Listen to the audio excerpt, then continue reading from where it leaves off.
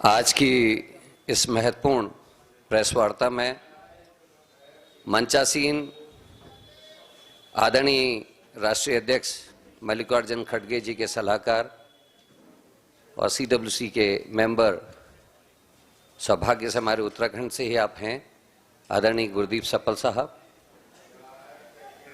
इस प्रेस वार्ता में हमारे बीच में आदरणीय यशपाल आर्या जी, जो हमारे सीएलपी साहब हैं। प्रेस वार्ता में उपस्थित बड़े भाई, पूर्व प्रदेश अध्यक्ष, पूर्व सीएलपी आदरणीय प्रीतम सिंह जी। इस महत्वपूर्ण प्रेस वार्ता में उपस्थित आदरणीय पूर्व प्रदेश अध्यक्ष और सीडब्ल्यूसी के मेंबर आदरणीय गणेश गोदियाल जी, और उपस्थित इलेक्ट्रॉनिक और प्रिंट मीडिया से आए हुए मेरे सभी सम्मानित साथी। आज एक बहुत ही महत्वपूर्ण विषय पे आदरणीय गुरदीप सप्पल जी आप सबको संबोधित करेंगे, और ये जो कार्यक्रम आज संबोधित आदरणीय सप्पल साहब कर रहे हैं, ये देश के लोकतंत्र को मजबूत करने के लिए, और जिस तरीके से एक पार्टी की सरकार ने लोकतंत्र को कमजोर और खत्म करने की दिशा में जो कदम उठाए हैं, उनको रोकने के लिए प्रोग्राम जो जारी हुआ है, जो उत्तराखंड में 3 महीने का एक प्रोग्राम है, उस प्रोग्राम के विषय में आप जानकारी भी देंगे। अब मैं आमंत्रित कर रहा हूं आदरणीय गुरदीप सप्पल साहब को, वो आपको संबोधित करेंगे। आदरणीय गुरदीप सप्पल साहब। शुक्रिया। उत्तराखंड कांग्रेस के प्रदेश अध्यक्ष सम्मानित करण महाराज जी, उत्तराखंड कांग्रेस लेजिस्लेटिव पार्टी के हमारे नेता आदरणीय यशपाल आर्या जी, कांग्रेस पार्टी की केंद्रीय चुनाव समिति के सदस्य हमारे सीनियर नेता प्रीतम सिंह जी, और कांग्रेस वर्किंग कमेटी में मेरे सहयोगी गणेश गोदियाल जी, और आप सभी मित्र, आपका बहुत बहुत धन्यवाद इस प्रेस कॉन्फ्रेंस में उपस्थित होने के लिए। यह प्रेस कॉन्फ्रेंस आज हम इसलिए कर रहे हैं क्योंकि उत्तराखंड के अंदर एक अभियान की आज हम घोषणा कर रहे हैं, जिस अभियान का नाम है मेरा वोट मेरा अधिकार। और इसकी जरूरत इसलिए पड़ी है कि पिछले कुछ चुनावों के अंदर हम लोगों ने ये देखा है कि जो वोटिंग का मौलिक अधिकार, फंडामेंटल राइट, इस देश के हर नागरिक को भारत के संविधान के माध्यम से कांग्रेस पार्टी और संविधान सभा ने दिया था, अब चुनाव जीतने के लिए बीजेपी एक षड्यंत्र के तहत उस अधिकार को जगह जगह छीन रही है। हम लोग लगातार ये देख रहे हैं कि बड़े पैमाने पर वो लोग जो भारतीय जनता पार्टी की विचारधारा में या उसके कामकाज में विश्वास नहीं रखते, उनके वोट काटे जाते हैं, और बड़े पैमाने पर नए वोटर बाहर से लाकर बनाए जाते हैं।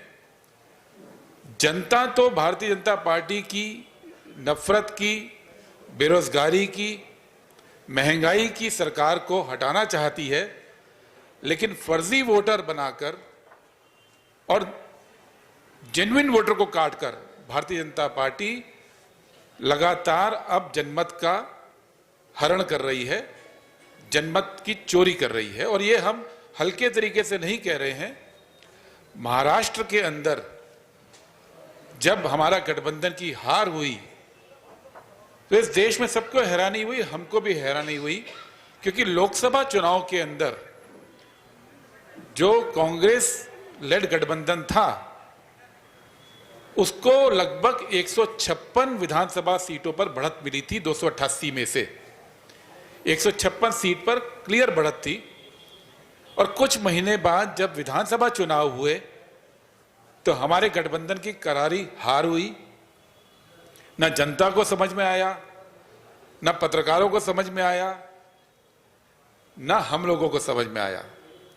उसके बाद जब हमने इसकी जांच की तो हमें मालूम पड़ा कि प्रदेश के अंदर, महाराष्ट्र के अंदर जितने वोट कांग्रेस गठबंधन को लोकसभा में मिले थे, उतने ही वोट विधानसभा में भी मिले।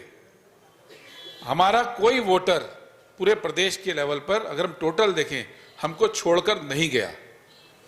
लेकिन बीजेपी के वोट 70 लाख बढ़ गए, क्योंकि 4 महीने के अंदर उन्होंने 48 लाख नए वोटर बना दिए, 8 लाख वोटर डिलीट कर दिए और तकरीबन 20 लाख, ये पहले 2 फिगर बिल्कुल जेन्युइन है इलेक्शन कमीशन के, तीसरा वो दे नहीं रहा है, लेकिन तकरीबन 20 लाख वोटर का बूथ शिफ्ट कर दिया। और इसका नतीजा ये हुआ कि जहां पे हमारा गठबंधन, महागठबंधन को जीतना चाहिए था, वो हार गए। कांग्रेस पार्टी चुनाव आयोग के पास गई। 3 दिसंबर 2024 को हमने उनसे रिक्वेस्ट की कि हम चुनाव आयोग पे कोई आरोप नहीं लगाते, लेकिन हम लोगों को चुनाव आयोग से मदद चाहिए ताकि हम विश्लेषण कर सकें। और हमने एक बहुत छोटी सी मदद चुनाव आयोग से मांगी। हमने कहा कि जितनी भी वोटर लिस्ट है, नई और पुरानी, उसका डेटा हमको इलेक्ट्रॉनिक फॉर्म में दे दीजिए ताकि हम अपना विश्लेषण करके देख सकें गड़बड़ हुई कहां पे। आज 3 महीना हो गया, ये छोटी सी बात चुनाव आयोग मानने को तैयार नहीं है। हाई कोर्ट में हम लोग गए दिल्ली के, तो चुनाव आयोग ने पिछले हफ्ते वहां बोला कि अगले 3 महीने के अंदर वो तय करेंगे कि वोटर लिस्ट कांग्रेस को देनी है या नहीं देनी है। वोटर लिस्ट जैसी चीज को चुनाव आयोग क्यों नहीं दे रहा है, यह बात लगातार संशय पैदा करती है। चुनाव आयोग ने हमको लिखकर दिया कि हम ये वोटर लिस्ट आपके सब कैंडिडेट्स को दे चुके, हम आपकी पीसीसी को पहले चुनाव में दे चुके। ये बात सच है। हमारा केवल इतना कहना है कि जब वो आप एक बार दे चुके, आप दोबारा एक साथ दीजिए, क्योंकि जो वोटर लिस्ट प्रत्याशी के पास आती है, वो प्रत्याशी उनको बूथ में बांट देते हैं, और बूथ में बांटने के बाद कोई भी पार्टी उसको दोबारा वापस कलेक्ट नहीं करती, क्योंकि उसकी जरूरत नहीं होती है। तो कोई भी पार्टी कई महीने बाद अपने सब बूथ एजेंट के पास जाके वोटर लिस्ट इकट्ठी नहीं कर सकती। इसलिए हमने मांगा, लेकिन चुनाव आयोग ये जानकारी देने को तैयार नहीं है। इसलिए लोकतंत्र को बचाने की खातिर अब हम लोगों ने सीधे जनता में जाने का फैसला किया है। हम लोग जनता के बीच में जाकर ये ध्यान देना चाहते हैं कि जिनके वोट काटे गए हैं, वो वोट क्यों कटे हैं। हम लोगों से बात करके पूरे प्रदेश के अंदर जो 100 नगर निकाय के चुनाव अभी हुए थे, उन 100 के 100 नगर निकाय में जिनके वोट काटे गए हैं, और केदारनाथ उपचुनाव में जो वोट काटे गए हैं, उनकी जानकारी हम लोगों से सीधा जाकर लेंगे और चुनाव आयोग से ये पूछेंगे कि इन लोगों के जो वोट काटे, वो वोट किसने कटवाया। जो इलेक्शन रिटर्निंग ऑफिसर था, उसने अपना काम क्यों नहीं किया, और जो ब्लॉक लेवल ऑफिसर था, उसने गलत रिपोर्ट क्यों दी। क्योंकि चुनाव आयोग में सिस्टम है कि अगर किसी का वोट कटता है, उसके लिए एक फॉर्म भरना होता है। वो फॉर्म कोई भी भर सकता है कि फलाना आदमी इस पते पे नहीं रहता। अगर किसी व्यक्ति ने फॉर्म गलत भरा है, तो एज अ वोटर को ये अधिकार है कि उसका मौलिक अधिकार छीनने का फॉर्म किस व्यक्ति ने भरा है। दूसरा, चुनाव आयोग का नियम है कि अगर वोट डिलीट करने की उस पर अर्जी आती है, तो इलेक्शन रजिस्ट्रेशन ऑफिसर ERO उसको एक रजिस्टर्ड पोस्ट वोटर के पास भेजनी पड़ती है, रजिस्टर्ड चिट्ठी स्पीड पोस्ट से या डाक खाने के थ्रू, जिसमें यह पूछा जाता है कि आपके वोट को काटने की एप्लीकेशन आई है, आपका वोट काटा जाए कि नहीं काटा जाए। तो कांग्रेस पार्टी जो वोटर जिनका नाम कटा है, उनके बिहाफ पे ये अभियान चलाएगी कि उनको ये डाक क्यों नहीं मिली। और तीसरा बात, चुनाव आयोग का ये भी नियम है कि अगर रजिस्टर्ड पोस्ट का जवाब वोटर नहीं देता है, तो ब्लॉक लेवल ऑफिसर को उस वोटर के घर जाना होता है, उससे मिलना होता है और एक लिखित रिपोर्ट देनी होती है।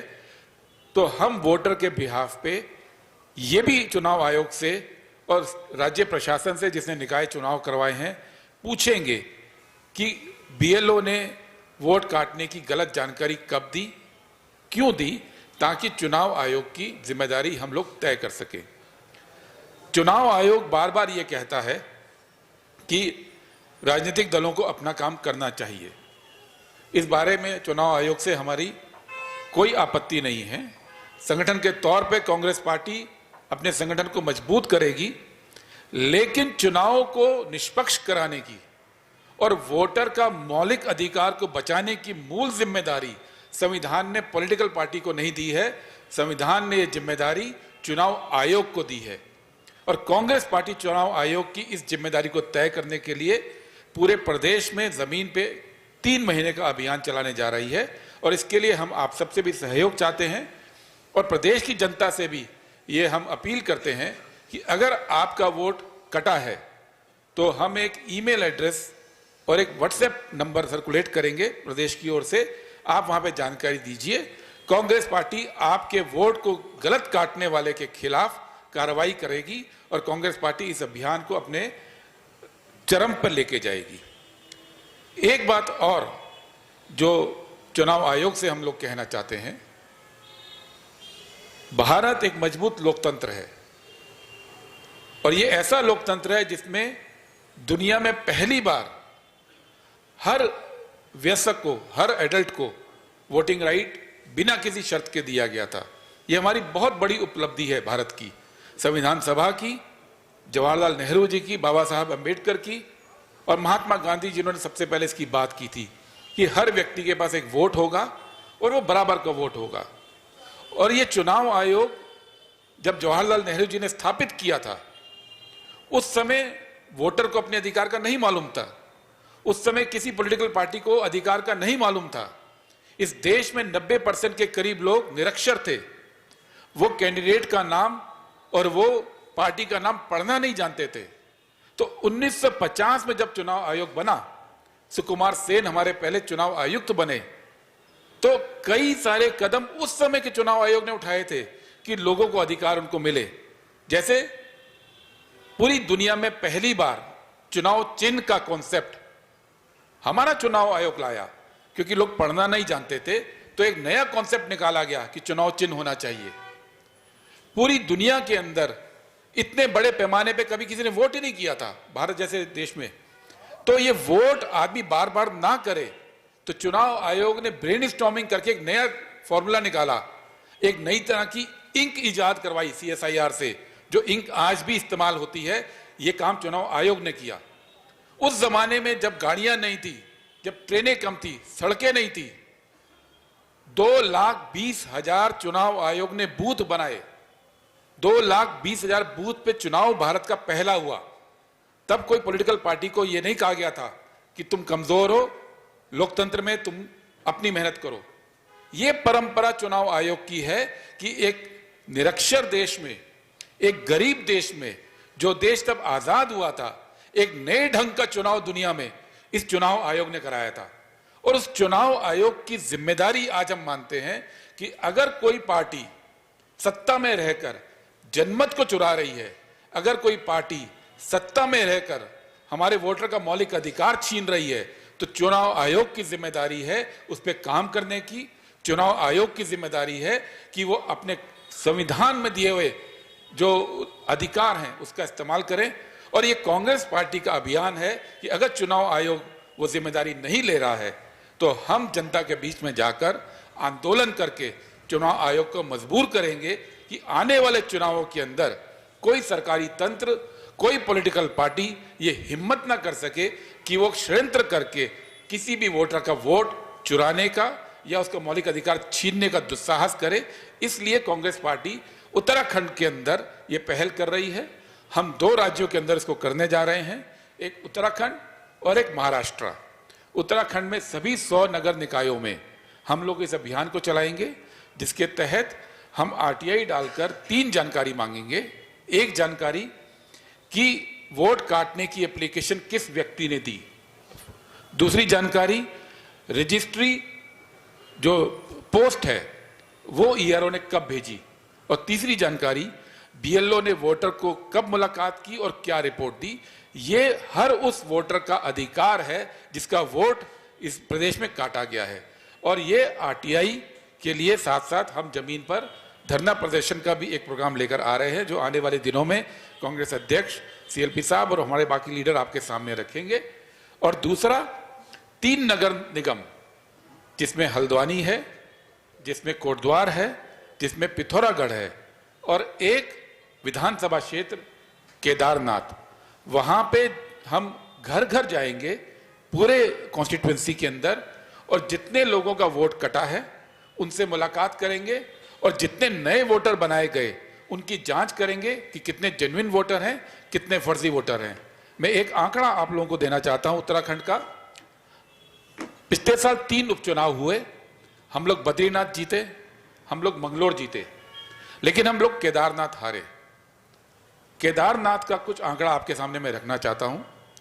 केदारनाथ में कांग्रेस पार्टी का वोट शेयर 12,000 से 18,000 हुआ।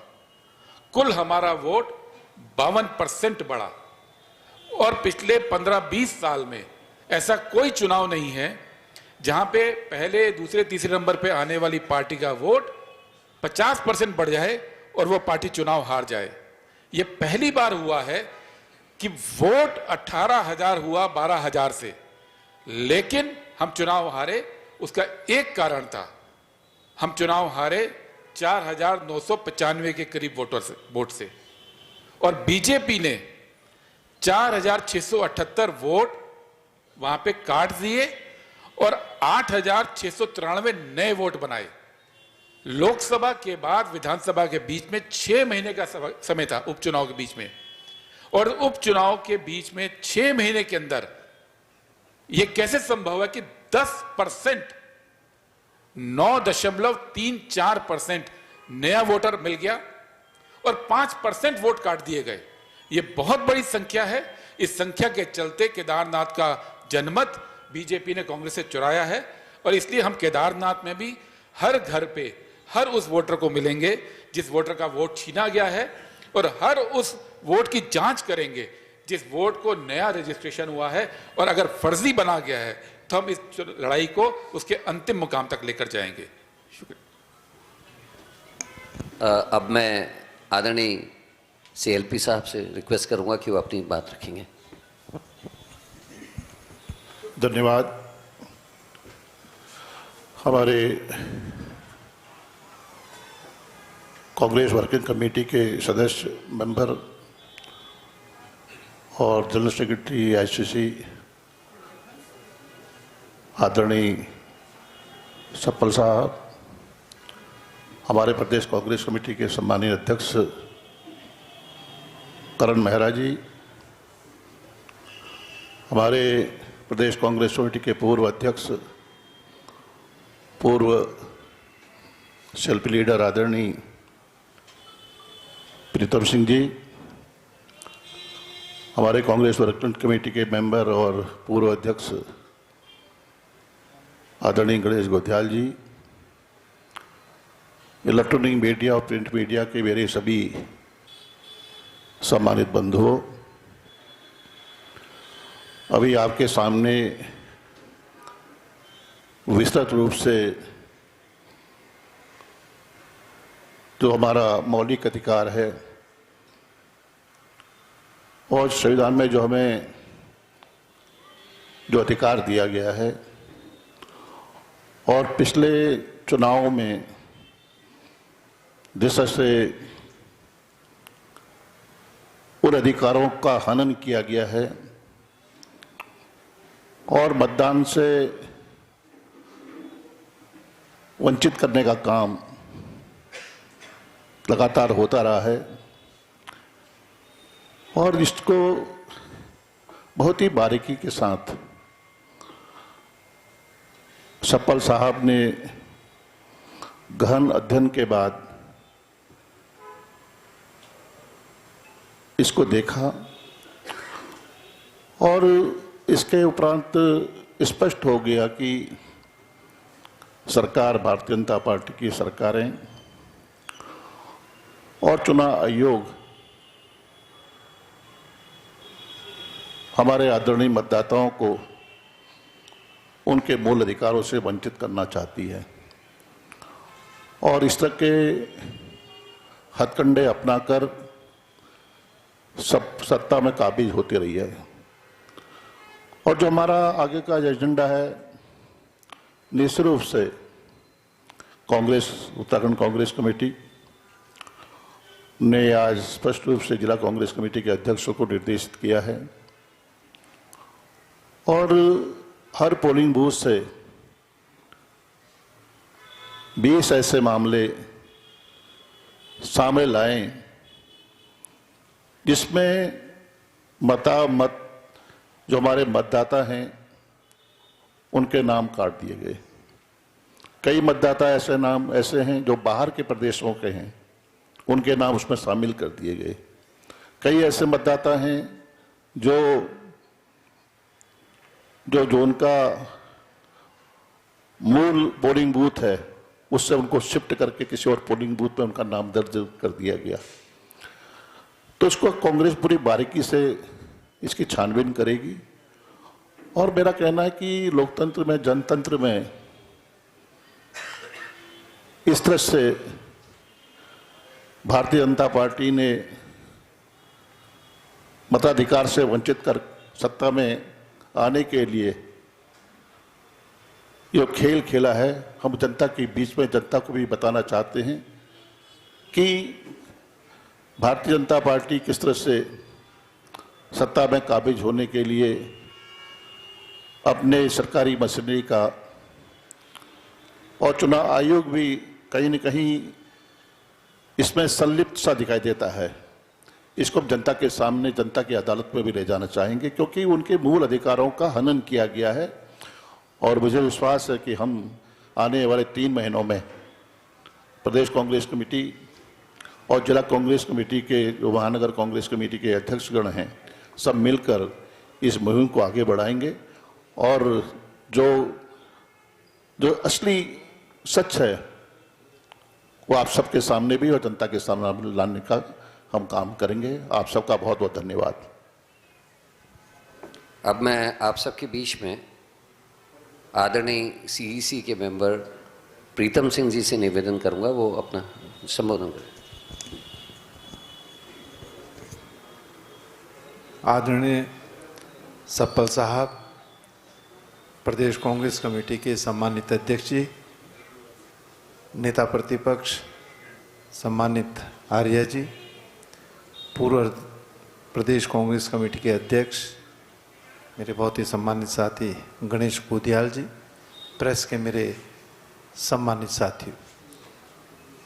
साथियों, अभी सप्पल साहब ने, आर्य जी ने बड़े विस्तार से देश के लोकतंत्र पर जो लगातार हमला हो रहा है और मतदाताओं से उनके मत का अधिकार छीन करके सत्ता हासिल करने का जो प्रयास किया जा रहा है उसके बारे में अपनी अपनी बातें कही।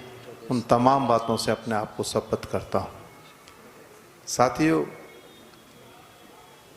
अभी जिला और महानगर अध्यक्षों की एक बैठक आहूत की गई और जिसमें उनको ये दायित्व दिया गया है कि हमारे सम्मानित अध्यक्ष गण पूरे प्रदेश के अंदर और ख़ास तौर से केदारनाथ का उपचुनाव और नगर निकाय के जो चुनाव हुए हैं, इन चुनाव में बड़ी संख्या में मतदाताओं के नाम काटे गए हैं और कई मतदाताओं का मतदान केंद्र भी बदलने का काम किया गया है। तो इस तरीके का जो कुत्सित प्रयास चुनाव आयोग और सरकार के इशारे पर हुआ है, उससे पर्दा उठाने की आवश्यकता है। सप्पल साहब ने अभी कहा केदारनाथ के परिप्रेक्ष्य में हम बद्रीनाथ भी जीते, मंगलौर भी जीते, लेकिन केदारनाथ जीतने के लिए सरकार ने जो कार्य किया वो आंकड़े भी आपके सामने प्रस्तुत किए गए और केदारनाथ उपचुनाव में आपने और हमने देखा कि किस तरीके से सरकारी मशीनरी का खुलेआम दुरुपयोग हो गया और सरकारी मशीनरी के साथ साथ चुनाव आयोग के संरक्षण में केदारनाथ उपचुनाव जीतने का काम सत्ता में बैठे हुए लोगों ने किया है। और नगर निकाय के चुनाव में आपके सामने है कई ऐसे प्रतिष्ठित लोग जिनका मतदान केंद्र बदलने का काम किया गया है। अब जब मतदान केंद्र बदला जाएगा तो स्वाभाविक बात है कि हर व्यक्ति फिर वोट देने में उतना अपनी इच्छा नहीं रखता जितनी उससे पहले जब जिस मतदान केंद्र पर वो वोटर रहता वो रहती है। तो उससे 3 काम हुए, वोट का मत प्रतिशत भी गिरा, नए वोटर जो बाहर से लोग थे उनको मतदाता बनाया गया और मतदाता बनाने के साथ साथ कई लोगों के जो है वोट भी काटे गए। तो ये लोकतंत्र पर सीधे सीधे प्रहार है। लोकतंत्र की हत्या करने का काम चुनाव आयोग और सरकार के इशारे पर इस देश के अंदर हो रहा है, जिसकी वानगी महाराष्ट्र में देखने को भी मिली है, जिसका उल्लेख अभी हमारे बहुत ही सम्मानित आदरणीय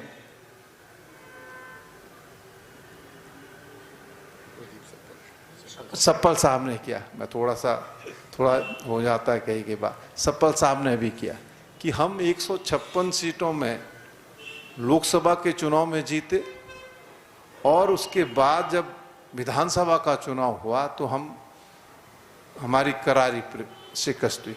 और इसीलिए कांग्रेस नेतृत्व ने ये निर्णय लिया और राहुल गांधी जी ने तो प्रथम पंक्ति में आकर के इस बात को कहा कि महाराष्ट्र के चुनाव में व्यापक स्तर पर धांधली हुई है।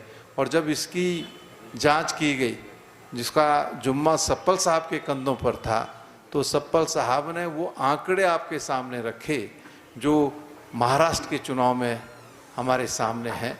तो इस तरीके से अगर लोकतंत्र की हत्या होगी तो कांग्रेस मौन नहीं रह सकती है।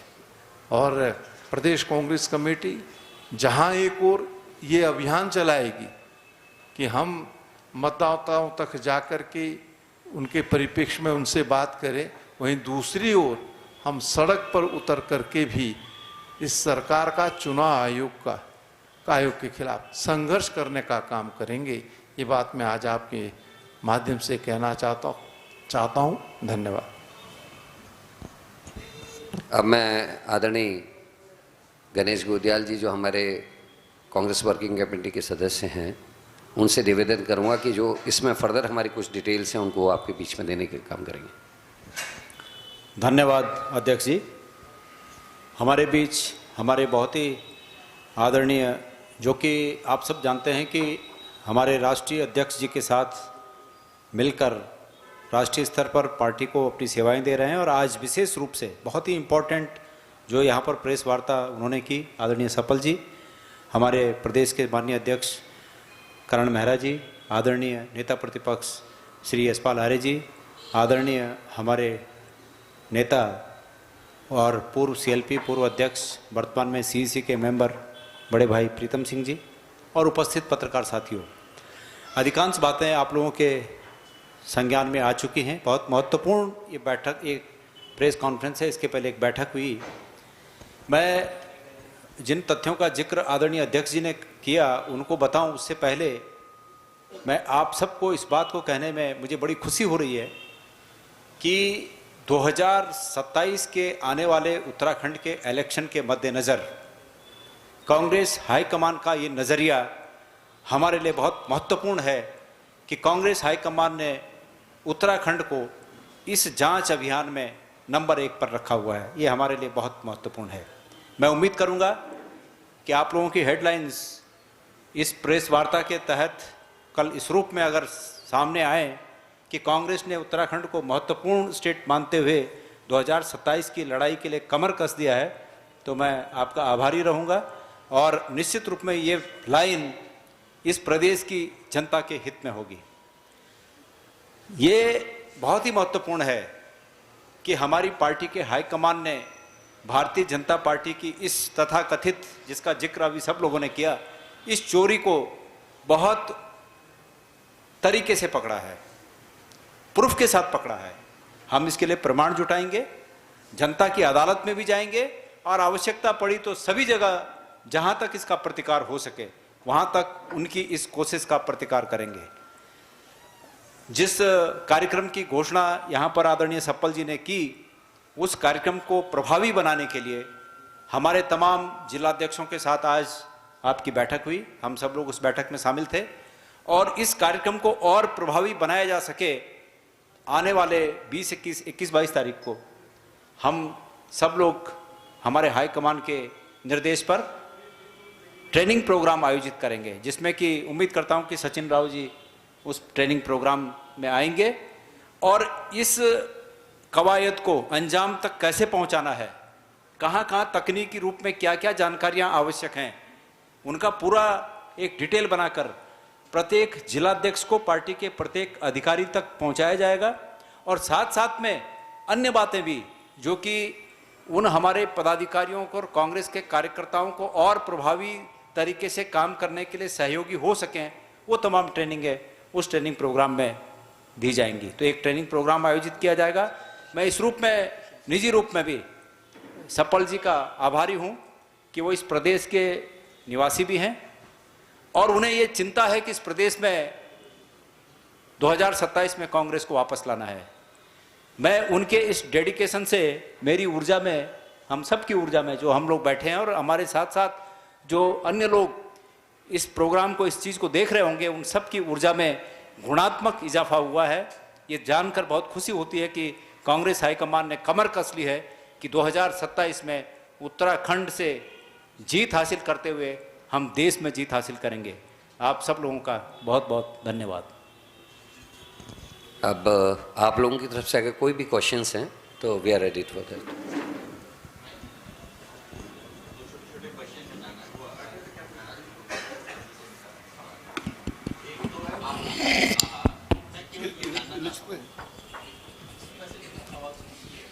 ठीक है, ठीक ही नहीं है, ठीक है। मैं ये जानना चाहता हूँ, आपने एक कहा कि जब देश में निरक्षरों की संख्या काफ़ी थी और चुनाव आयोग ने तमाम तरह के डिसीजन लिए और अच्छे अच्छे कदम उठाए, चाहे चुनाव निर्धारण है। अब जब देश की जो साक्षरता है वो 70% से औसत अधिक हो गई, 75% से औसत अधिक हो गई है, और उस समय जो मतदान या मत प्रतिशत या मत रुझान या परिणाम सामने आ रहे हैं और आयोग उस वक्त जो निर्णय दे रहा है, तो वो अविश्वास आप मतदाता पर कर रहे हैं, आयोग पर कर रहे हैं। एक बात, क्योंकि संवैधानिक व्यवस्था आप ही की बनाई हुई, आपकी सरकार के जो प्रारंभिक दौर है वो है। तो मैं एक ये जानना चाहता हूँ कि ये जो अविश्वास है, ये अविश्वास क्या, हम एक तरफ हम कहते हैं कि भारतीय लोकतंत्र बहुत मजबूत हो रहा है, दूसरी तरफ हम पूरे विश्व में एक मैसेज ये देना चाहते हैं, तो क्या सांगठनिक स्तर पर कांग्रेस की अपनी भी कुछ खामियां हैं जिनकी वजह से वो ये नहीं पहचान कर पा रही पूरे देश भर में कि वोटर लिस्ट में कहाँ कटौती हो रही है, तो उसे जब जिस टाइम पर आवाज उठानी चाहिए वो नाकामी क्यों?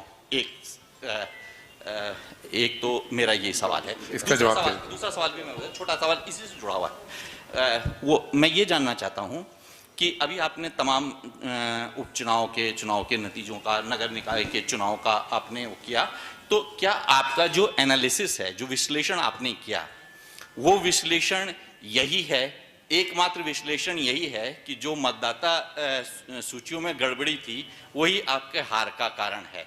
क्या कांग्रेस के पास इनकी कोई और भी वजह है कि हार के और क्या कारण हो सकते हैं? धन्यवाद। पहली बात तो स्पष्ट कर दें कि कांग्रेस पार्टी ना तो चुनाव आयोग पर, ना चुनाव प्रक्रिया पर, ना मतदाता पर कोई अविश्वास दिखा रही है। नेता विपक्ष लोकसभा में और कांग्रेस पार्टी के पूर्व अध्यक्ष राहुल गांधी जी ने लोकसभा में इस बात को उठाया और पूरे जोर तरीके से ये उठाया कि हम लोग विधिवत रूप से कई बार चुनाव आयोग के पास गए प्रतिनिधिमंडल लेकर, मैं खुद हर एक डेलीगेशन का हिस्सा रहा। हम चुनाव आयोग से मांग क्या रहे हैं? हम केवल एक चीज मांग रहे हैं कि हमको आप वोटर लिस्ट इलेक्ट्रॉनिक फॉर्म में एक जगह दे दीजिए। ये इतनी बड़ी डिमांड तो नहीं है जिसको कि ना माना जा सके। एक पॉलिटिकल पार्टी जिसने इस देश के ऊपर करीब 50 साल तक सत्ता हमारे पास रही, 21 करोड़ भारतवासियों ने पिछले लोकसभा चुनाव में हमको वोट दिया। अगर वो पॉलिटिकल पार्टी केवल इतनी सी मांग कर रही है कि वोटर लिस्ट दे दी जाए, उसमें चुनाव आयोग अड़ंगे क्यों लगा रहा है, इसका जवाब किसी के पास नहीं है। राहुल जी ने जब सदन में उठाया तो सरकार चुप रही। इसलिए हम अब जनता के बीच में जाकर सबूत इकट्ठा करने का फैसला किया हम लोगों ने, क्योंकि अगर इस देश में कोई संस्था या कोई पॉलिटिकल पार्टी लोकतंत्र को कमजोर करने की कोशिश करेगी तो कांग्रेस पार्टी जनता के बीच में जाकर अभियान खड़ा कर कर उसको बचाएगी। ये लोकतंत्र के प्रति हमारी कमिटमेंट का सबूत है, ये हमारे अविश्वास का सबूत नहीं है। अभी आपने कहा कि हम वोटर लिस्ट पे काम क्यों नहीं करते। देहरादून के अंदर अभी नगर निगम के चुनाव हुए थे। अगस्त में वोटर लिस्ट जारी हुई। अगस्त की वोटर लिस्ट में लगभग 96,000 वोट कटे थे। उसके बाद दिसंबर में चुनाव आयोग ने कैंप लगाए और वोटर लिस्ट में जो 7,22,000 से बढ़कर 8,16,000 हो गए, रिनोवेट वो रेस्टोर हो गए, क्योंकि पॉलिटिकल पार्टियों ने, वार्ड मेंबरों ने, जो लोग चुनाव लड़ना चाहते थे, उन सब ने इस पे काम किया और वोटर लिस्ट में दोबारा से 93,000 लोग जुड़ गए। लेकिन वो पोलिंग के 2 दिन पहले जो देहरादून नगर निगम की वोटर लिस्ट आई, उसमें 32,000 नाम और कट गए थे। अब मेरा सवाल आप लोगों से ये है कि अगर 2 दिन पहले कोई वोटर लिस्ट आती है और उसमें 32,000 लोगों का नाम कट जाता है, तो उन लोगों के पास क्या ऐसा रास्ता है कि वो चुनाव आयोग के पास जाके, या इस मामले में नगर निकाय का जो चुनाव करा रही थी संस्था हमारी राज्य सरकार की, उसके पास जाके कहां अपील करते? उनको 2 दिन पहले पता लग रहा है उनका वोट कट गया है। इसमें कोई पॉलिटिकल पार्टी के पास, किसी मतदाता के पास कोई सॉल्यूशन ही नहीं है। इसलिए हम इस खतरे से लोगों को आगाह कर रहे हैं कि पूरे देश के अंदर हम लोग सक्रिय हैं, जो हमारी ड्यूटी है उसको हम और दुरुस्त करेंगे। लेकिन जो चुनाव आयोग की ड्यूटी है वो तो चुनाव आयोग को काम करना पड़ेगा। कांग्रेस पार्टी बड़ी पार्टी है, मान लिया, हम करेंगे। इस देश में अधिकार तो एक निर्दलीय को भी चुनाव लड़ने का है। उस निर्दलीय के पास तो सारे बीएलए नहीं होंगे, हर बूथ पे आदमी नहीं होगा, छोटी पार्टियां भी चुनाव लड़ती हैं, तो उनके अधिकारों की रक्षा कौन करेगा? क्या हम ये कह रहे हैं कि जब तक हर एक पार्टी भारतीय जनता पार्टी के मुकाबले संगठन तैयार नहीं कर लेगी, तब तक इस देश में लेवल प्लेइंग फील्ड चुनाव आयोग तैयार नहीं करेगा? क्या हम ये लोकतंत्र की व्याख्या कर रहे हैं कि सारी पार्टियां पहले भारतीय जनता पार्टी के मुकाबले खड़ी हो जाएं संगठन के रूप में, उसके बाद चुनाव आयोग जो है लेवल प्लेइंग फील्ड दे देगा? ये तो लोकतंत्र की नहीं है। लोकतंत्र ये कहता है कि एक निर्दलीय भी अगर चुनाव लड़ेगा उसको भी लेवल प्लेइंग फील्ड मिलना चाहिए, और ये जिम्मेदारी चुनाव आयोग की है।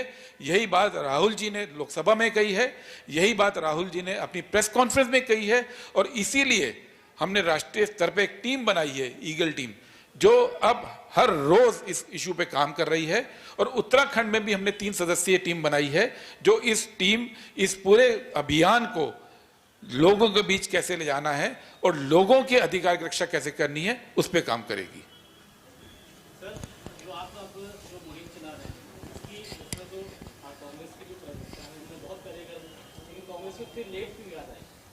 देखिए, हम लोग पहले चुनाव आयोग के पास गए, 3 दिसंबर को हम गए, उसके 15 दिन बाद गए, उसके बाद हमने चुनाव आयोग को चिट्ठी लिखी, उसके बाद हमने दूसरी चिट्ठी लिखी, उसके बाद संसद में राहुल जी ने उठाया, लोकसभा में, राज्यसभा में खड़गे जी ने उठाया, उसके बाद राहुल जी ने प्रेस कॉन्फ्रेंस की। ये 3 महीने की प्रक्रिया हमारी उम्मीदों से जुड़ी थी कि हम एक जेन्युइन डिमांड कर रहे हैं और इस देश की संस्थाएं उसको मानेंगी। लेकिन जब हमने देखा कि किसी के कान पे जूं नहीं रेंग रही है, जब हमने देखा कि इतने बड़े मुद्दे के ऊपर जो रिस्पॉन्स आना चाहिए, चाहे सरकार का चाहे चुनाव आयोग का, जब वो रिस्पॉन्स नहीं आया, तो कांग्रेस पार्टी ने संगठन के रूप में तैयारी करके जनता के बीच में जाने का फैसला किया। हम महाराष्ट्र की 30 विधानसभाओं में 15-15 बूथ पे इस काम को कर रहे हैं। उत्तराखंड के 100 नगर निकाय संस्थाओं में कर रहे हैं। 3 नगर निगम और एक केदारनाथ उपचुनाव की जो कॉन्स्टिट्यूएंसी है, वहां पे हम इस काम को कर रहे हैं। जनता के बीच में जाने के लिए कुछ होमवर्क हमको करना था। हम लोग इस लड़ाई को ना तो हल्के ढंग से लड़ना चाहते हैं, ना हम इस लड़ाई को बिना किसी आधार के लड़ना चाहते हैं। तो 3 महीने का वक्त हमको इसकी तैयारी में लगा है और इस तैयारी के बाद अब उत्तराखंड और महाराष्ट्र में इस अभियान को शुरू कर रहे हैं। उत्तराखंड में हमने इसका नाम मेरा वोट मेरा अधिकार अभियान दिया है। हेलो, बिल्कुल, महाराष्ट्र में जो कांग्रेस पार्टी की टीम ने जो विश्लेषण किया है, उसमें बड़े पैमाने पर हमको ये देखने में मिला है कि नए जो वोटर बनाए गए थे, एक एक नाम, सेम उम्र, सेम पिता का नाम और 8 वोट अलग अलग जगह पे, 8 बूथ पे। ये कैसे हुआ? अभी कल 2 दिन पहले तृणमूल कांग्रेस ने, ममता बनर्जी जी ने बयान दिया था, उन्होंने पूरी लिस्ट निकाली कि same voter ID, EPIC number के 2 अलग अलग वोट देश के अलग अलग हिस्सों में हैं। ये कैसे हुआ? हमने ये भी देखा कि महाराष्ट्र के चुनाव में, चुनाव के कुछ दिन पहले नॉमिनेशन की प्रक्रिया के दौरान जो वोटर बने, वो वोटर सतना मध्य प्रदेश, रीवा और गुजरात से आए थे। कितने आए थे अभी हमको इसकी कोई जानकारी नहीं है, लेकिन जो लिमिटेड हमने पायलट स्टडी की, उसमें भी लोग मिल गए। तो ये बात बिल्कुल सच है कि यहां पे भी लगातार शिकायतें हैं कि बीजेपी उन्हीं वोटरों को नगर निकाय में रजिस्टर करके और उन्हीं को वापस ग्रामीण क्षेत्र में रजिस्टर करके दोहरी वोटिंग करा के अपनी संख्या को बढ़ाने की कोशिश में लगी है। इसलिए हम इस अभियान को अभी चला रहे हैं। मेरा इस विषय से इतर सवाल माननीय अध्यक्ष जी से है। अभी कैग की रिपोर्ट आई है, उसमें कई चीज़ें हुई हैं, चाहे वो स्वास्थ्य को लेकर हो या वन विभाग से संबंधित हो, बाल विकास से संबंधित हो। उस पर कांग्रेस पार्टी ने क्या सवाल उठाए हैं, क्या प्रदर्शन आपकी तरफ से हुए हैं, क्या आपके लोगों ने कैग रिपोर्ट का अध्ययन किया है? देखिए, इसमें मैं प्रेस भी कर चुका, अपने संबोधन दे चुका। मुख्यमंत्री को खासकर कुपोषण वाले में, जिसमें रिपोर्ट आई थी 2.5% कुपोषित बच्चों की संख्या बढ़ गई है प्रदेश में 2024 में, जबकि 430 करोड़ रुपया पोषण के लिए, बच्चों के पोषण के लिए सरकार द्वारा निर्गत किया। तो किसने वो अन्न या जो भी स्वास्थ्यवर्धक चीज़ें देनी थी बच्चों को, किसने खाई, किसने पी? इस पर मैंने मुख्यमंत्री को पत्र लिखा है कल ही, और उसमें हमने मांग की है कि उसमें जांच करें और जो भी दोषी मंत्री हैं, अधिकारी, कर्मचारी, उनके खिलाफ कार्रवाई होनी चाहिए। जहां देश आगे बढ़ रहा है, तरक्की कर रहा है, लोग बोल रहे हैं, वहीं कुपोषित बच्चों की 2.5% संख्या बढ़ना एक अपने आप में बड़ा चिंता का विषय है। दूसरा, कैंपा जैसे फील्ड में जिसमें हम अन्य संस्थाओं से पैसा उधार लेके प्रदेश में काम करते हैं, उसका बहुत बड़ा अमाउंट जो है लैपटॉप इत्यादि खरीदने में सरकार ने खर्च किया। उसमें ऑलरेडी हम लोग पत्राचार भी कर रहे हैं। मैंने प्रेस के अपने साथियों से इसको संबोधित भी किया, मैंने अपना पत्र भी जारी किया है, और इन सारे विषयों में मुख्यमंत्री के पत्र का भी इंतज़ार है, और हम लोग इसको हर स्तर पर उठा रहे हैं, सोशल मीडिया से लेकर सब तक, ताकि जनता तक ये बात पहुँचे। हेलो, देखिए, सदन के कई नियम होते हैं। सदन में ऐसे जैसे आप प्रश्न करें ऐसे नहीं हो सकता। सदन में प्रश्न लगाने की एक अवधि होती है, एक समय होता है, वो जैसे चाहे विधानसभा है चाहे लोकसभा है, और घटना प्रश्न, अच्छा, प्रश्न में भी फर्स्ट कम फर्स्ट सर्व है। जैसे जैसे प्रश्नों की संख्या, एक दिन में एक व्यक्ति 5 प्रश्न लगा सकता है, और बहुत बड़ा सदन है जिसकी आप बात करें, तो वो प्रश्न का समय आगे पीछे होता है। तो जहां वो उचित फोरम है वहां उस बात को उठा रहे हैं। सप्पल जी से एक मेरा सवाल ये है कि जिस तरह से उत्तराखंड को चुना गया है, और क्या हाईकमान जैसे राहुल जी या खड़गे जी मॉनिटरिंग कर रहे हैं इस चीज़ की, यहाँ पर भी क्या कुछ चल रहा है इस वक्त जो चुनाव में? बिल्कुल, कांग्रेस पार्टी में हाईकमांड के लेवल पे ये मॉनिटरिंग हो रही है और राहुल जी के निर्देश पर ही ये पूरा अभियान शुरू किया जा रहा है, क्योंकि ये अभियान अब लोकतंत्र से जुड़ा हुआ है। अगर वोट छीन लिया जाएगा तो लोकतंत्र तो विफल हो गया। तो इसलिए राहुल गांधी जी लगातार इस बात को उठा रहे हैं। इसीलिए राहुल गांधी जी ने संसद में बात उठाई, प्रेस के माध्यम से उठाई, और अब हम सबको निर्देशित किया है कि जमीन पर जाकर हम लोग लोगों को साथ लेकर इस अभियान को चलाएं। उत्तराखंड को मॉडल स्टेट की तरह रखा गया है, क्योंकि अगर उत्तराखंड के अंदर हम लोग ये साबित कर पाते हैं कि ये कितना बड़ा षड्यंत्र हो रहा है, तो पूरे देश में एक संदेश जाएगा और राहुल जी का ये अभियान को हम पूरे देश में चलाने के लिए उसके बाद तैयारी करेंगे। तो जिस तरह से राहुल जी और यहाँ पर जो पूरी मॉनिटरिंग हो रही है, मैं ये भी जानना चाहूँगा कि संगठन को लेकर मजबूती के लिए क्या इस चीज़ पे भी मॉनिटरिंग हाईकमान कर रहा है कि संगठन कितना मजबूत है, या कार्यकर्ता या जो भी यहाँ पर चल रहा है इस वक्त उत्तराखंड में या देहरादून में खासकर? अभी 2 दिन पहले दिल्ली के अंदर हमारे उत्तराखंड के सभी वरिष्ठ नेता इस बार में बैठ के बातचीत की थी, सब एक मत थे। आज सारे जिलाध्यक्ष की मीटिंग हम लोगों की हुई है, सारे जिलाध्यक्ष इसमें एक मत हैं और 100 नगर निकायों में हम इस चीज को ले जा रहे हैं। तो ये संगठन को पूरी तरह से साथ लेकर, और हमारे जितने भी वरिष्ठ नेता हैं प्रदेश के अंदर, उत्तराखंड उन प्रदेशों में से एक प्रदेश है जहां पे वर्किंग कमेटी में लोग हैं उत्तराखंड से, हम लोग जहां पे केंद्रीय चुनाव समिति में उत्तराखंड से लीडर हैं, हमारे काजी साहब दिल्ली के प्रभारी हैं। तो राष्ट्रीय लेवल पे उत्तराखंड की शायद सबसे ज़्यादा प्रतिनिधित्व है।